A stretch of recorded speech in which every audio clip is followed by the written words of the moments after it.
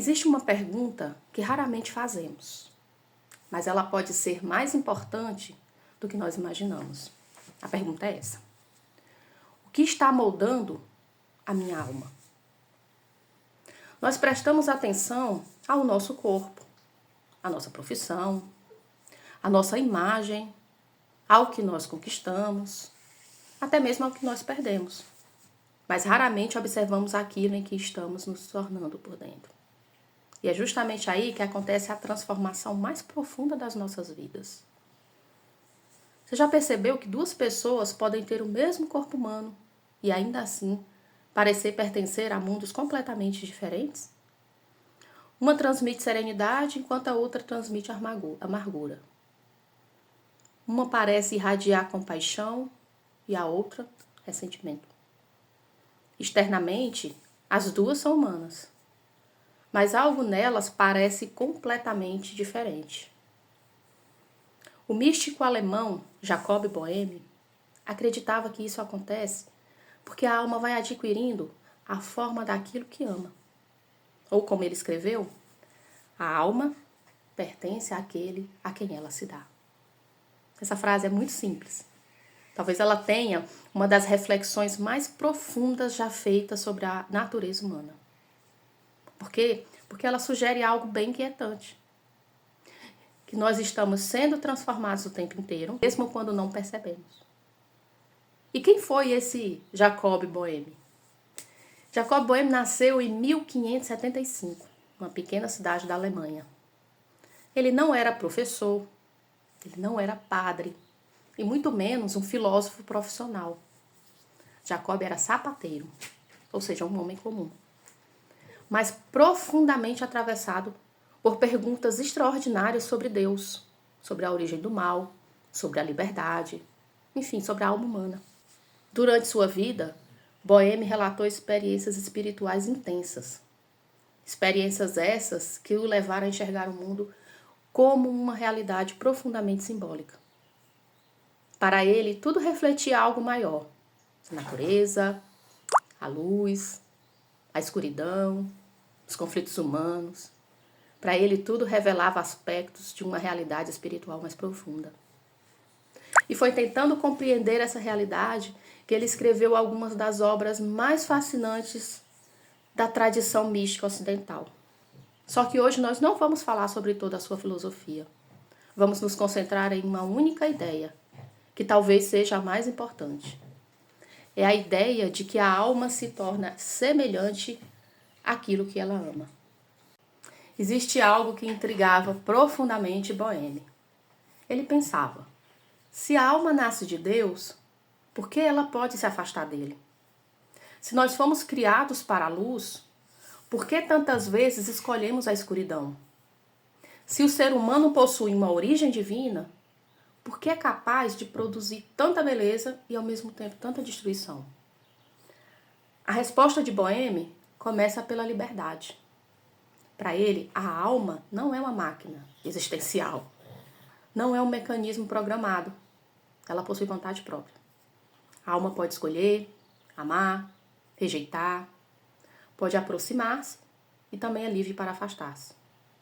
E é justamente essa liberdade que torna possível tanto a nossa grandeza quanto a nossa queda. Sem liberdade não existe amor. Mas sem liberdade também não existe responsabilidade. E o que significa esse amar?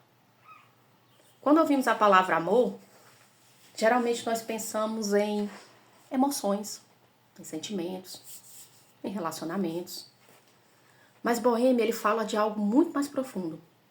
Para ele, amar significa orientar a vontade, direcionar a própria existência, entregar-se. Pense por um instante, aquilo que ocupa constantemente seus pensamentos, aquilo que você admira, que você busca, que você alimenta dentro de si, tudo isso está moldando você. Tudo isto está participando da construção da sua alma. E é por isso que a pergunta central não é o que eu sinto, e sim ao que eu estou me entregando.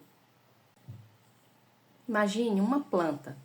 Se ela cresce em direção à luz, ela se desenvolve de uma determinada maneira.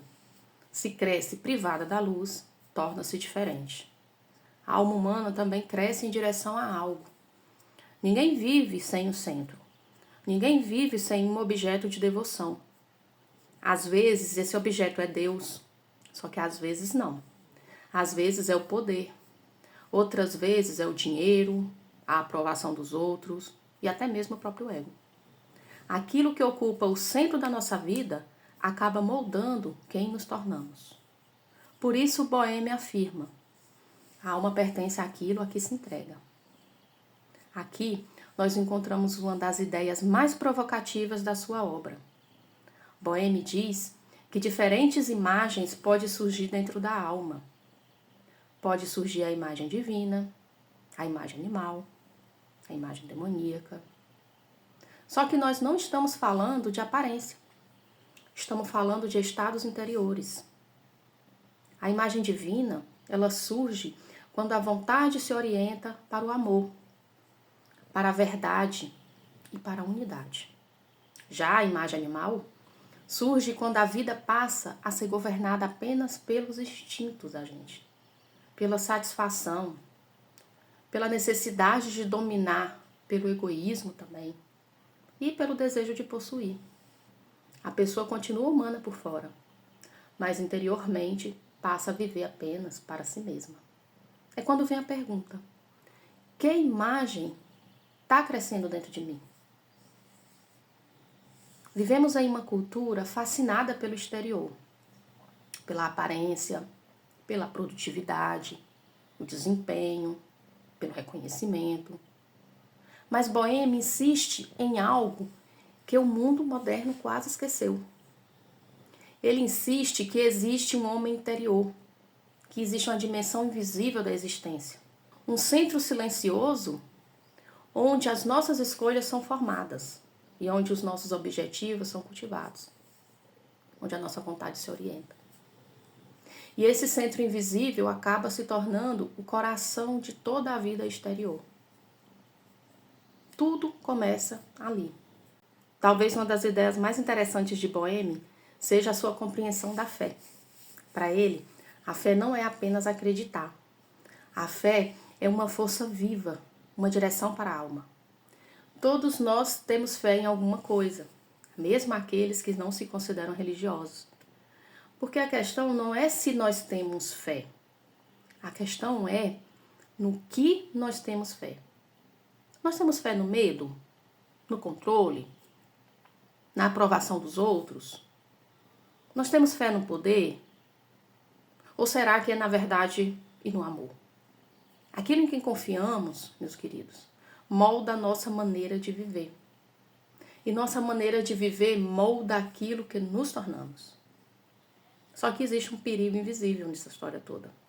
Existe um perigo que raramente nós percebemos, que é o perigo de entregar a alma para as coisas pequenas, como o orgulho, a vaidade, o ressentimento, a inveja, o desejo constante de reconhecimento, porque essas forças também nos transformam.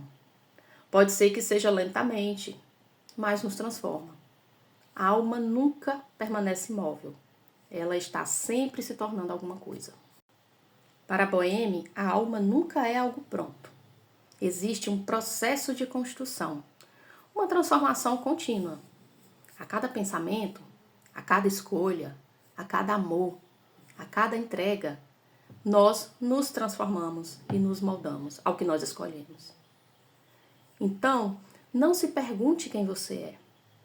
Pergunte em que você está se tornando. Porque a resposta depende daquilo que ocupa o centro da nossa vida. Porque como Jacob Boehme nos lembra, a alma pertence àquilo a que ela se entrega. Por isso, como sempre, eu quero terminar deixando uma pergunta. Neste exato momento, a que sua alma está se tornando semelhante? Pensa nisso, me conta aqui nos comentários e não esquece de curtir se você gostou do vídeo. Nos vemos no próximo ensaio simbólico, entre os símbolos e em direção de nós mesmos.